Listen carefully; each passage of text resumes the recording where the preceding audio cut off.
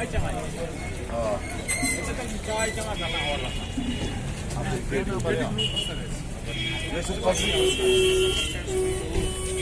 şan verimiz ak. Ama ben luk kestim lan. Bandar. मतलब assembly election बाकी का election कुछ पे एम कुछ पे आठ दफ्तर तमाम सरकार है, सरकार के नाट भी है प्राइवेट एंटरप्राइज की. दोन त्रे देता पे नजर आता है 15 रेट 16 रेट पुलिस ती जमा 16 था अनडिस्प्यूटेड प्रेसिडेंट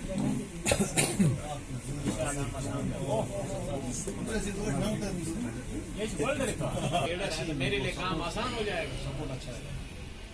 तो ये बातें जो हमने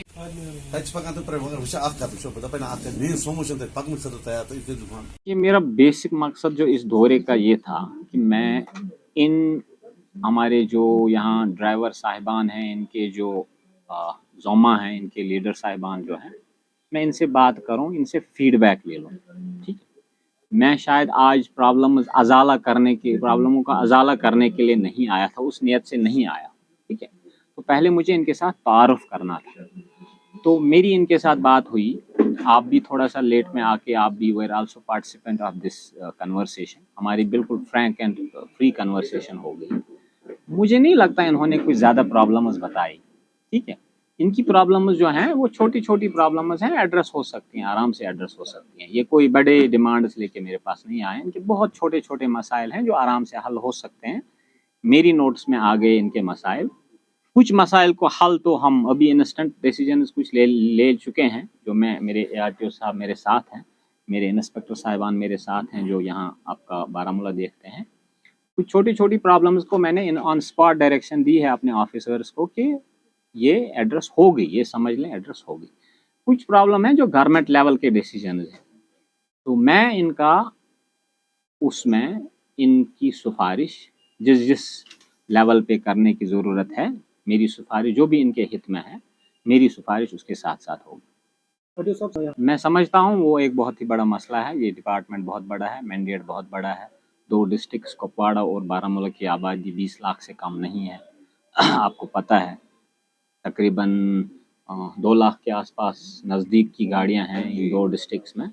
तो इसका वर्कलोड मेरे ख्याल से कुछ 15-20 लोगों की टोटल टीम है.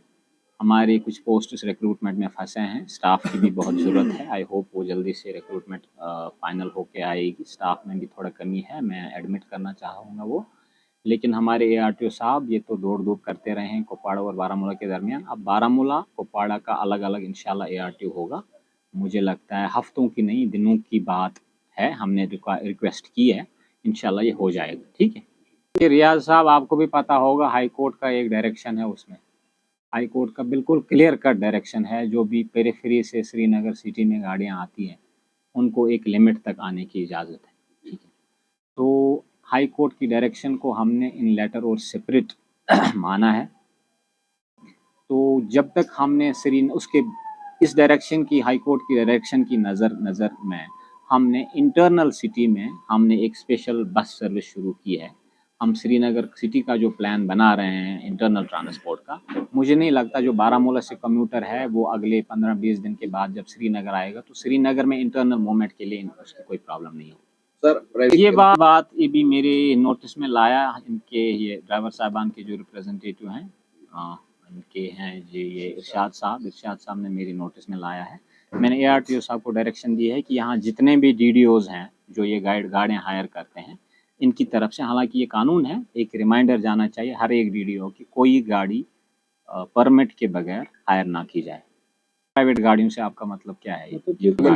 ये जो मैं अभी पहले वाले कॉन्टेक्स्ट में है, ये प्राइवेट रूट्स पे हमारी एनफोर्समेंट थोड़ा मुतहरिक ही है, लेकिन और ज़्यादा करने की ज़रूरत है. मैंने इनको बताया कि ऐसी गाड़ियों को सीधे सीज कर लें, उनमें कोई गुंजाइश नहीं रहनी चाहिए. वो मैंने मेरे इंस्पेक्टर साहिबान मेरे साथ थे, हम इकट्ठे दौरे पे गए थे. मेरा गाँव है तो शायद आपको कहने की ज़रूरत नहीं है, मुझे ज़्यादा पता है अपने गाँव की परेशानियाँ.